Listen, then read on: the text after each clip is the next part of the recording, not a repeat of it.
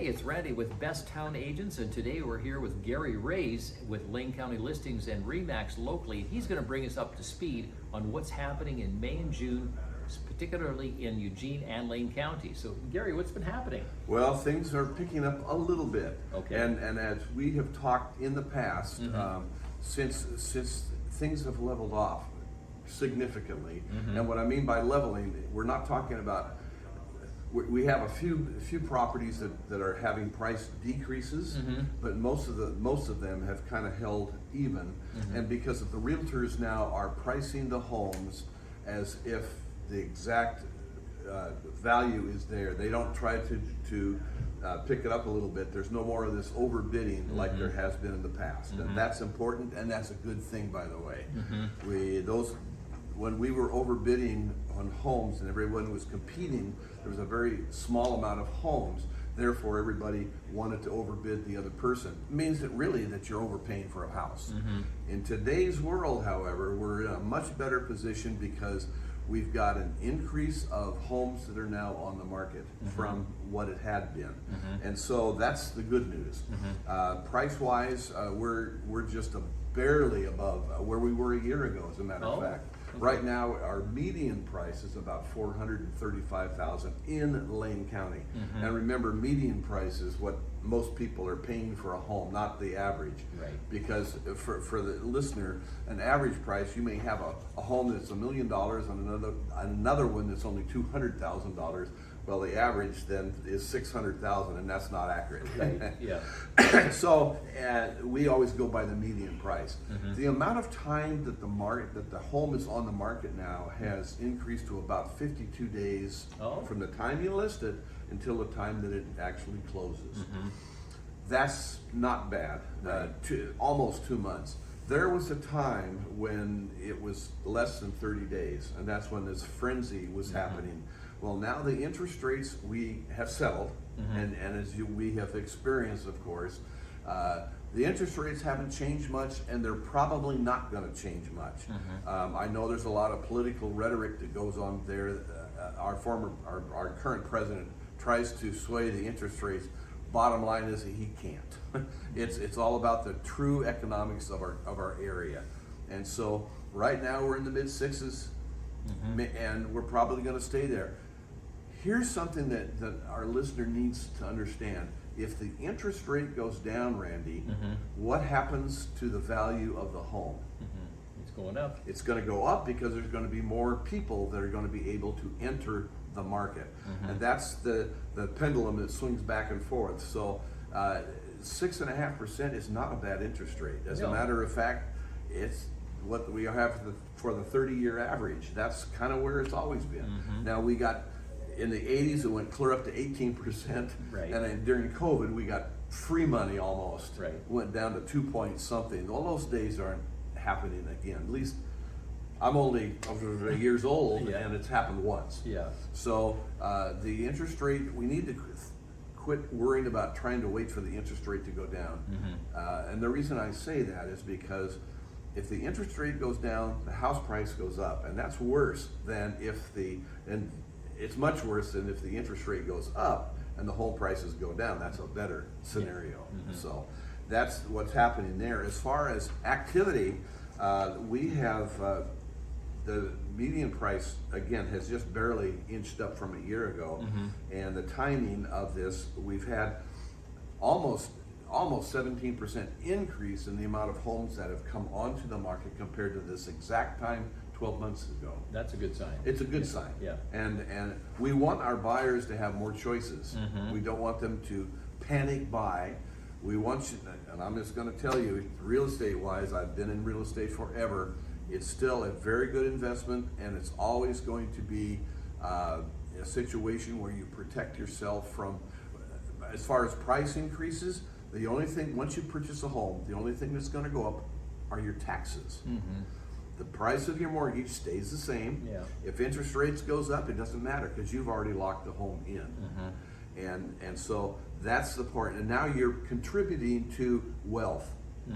You're also contributing to not having to pay a landlord, I'd use the word landlord, you're not having to work on somebody else's rules. You can paint your house the color you want, unless you're in an HOA. Yeah. That's it. And an HOA is where a conglomerate of homes are in a park sort of situation, and you have certain agreements that you have to abide by. You can't have boats parked out in front of your house and a bunch of old cars. So there's good reasons for an HOA, and there's also reasons not to like an HOA because people don't like to be told what to do. That's right. But forgetting the HOA for a moment, most homes are not in an HOA factor situation. So it's very nice to be able to have control over your own house.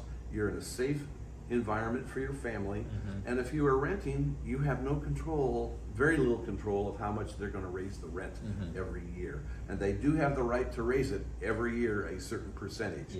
And so it's always better to own than it is to rent, except when if you're here for a short time, if you're only going to be here for a couple of years, it's probably not as wise to purchase, because when you go to sell in 2 years, you have cost to sell. So that's the only time that I would advise you to stay renting if you're going to be here just 2 more years. Right. So then, with the amount of inventory that's on the market and it's increased, is it more of a balanced market for buyers and sellers, or what is it favoring? It's still favoring the seller, because even though we have increased, there's a huge pent up amount of buyers that want to purchase. But again, the mindset of a purchaser right now, besides can I afford it kind of thing, is that they're waiting for certain things to happen. Well, house prices are either going to stay the same or they're going to go up. So my advice is always, we know what it is at the moment, we don't know what the future holds. Get settled now if you can. And of course, right now, here we are in mid-June, and of course, that's the time for families to try to relocate to where their new home will be, because they're trying to get settled before school starts. So this is the hot time of the market. Right. So if you're a seller, then how would you prepare now? We know it's a good market. There's still a lower than normal inventory. What should a seller do now to prepare for that sale, let's say in the next 30 or 60 days? Absolutely do everything you can to doll it up, if you use that word. You should make sure that things are repaired that have long been neglected. Get it done, because it's going to come up on a report anyway, and you're still going to have to fix it. So if you fix it sooner than later, it's a better situation. You have time to pick the contractor that you wish. If you wait till after you get the report back and the buyer is asking for certain repairs, now you're under the gun to do it within 30 days, and you have less of a chance to pick and choose the person that you want to do the work. So certainly dress up the landscaping, do any painting that needs to be done. If you move out ahead of that, in other words, you're moving to another area, you need to stage the home. Staging is where professional people come in, and they'll put not a lot of furniture in, but some furniture to make it look like it's lived in, but yet look very nice and inviting. People don't have a great imagination when they walk into a vacant home. It's just the way it is.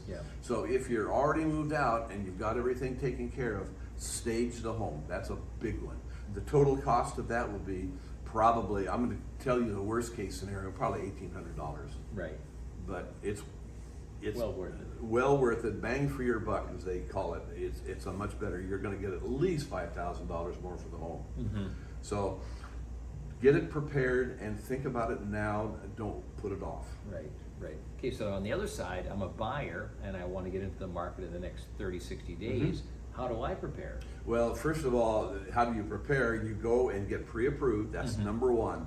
And it's an easy process, because they can, providing you provide the right, that's a double, providing that you can give them the paperwork that they want, 2 years worth of bank statements, those types of things, you can be pre-approved in 24 hours. That's fast.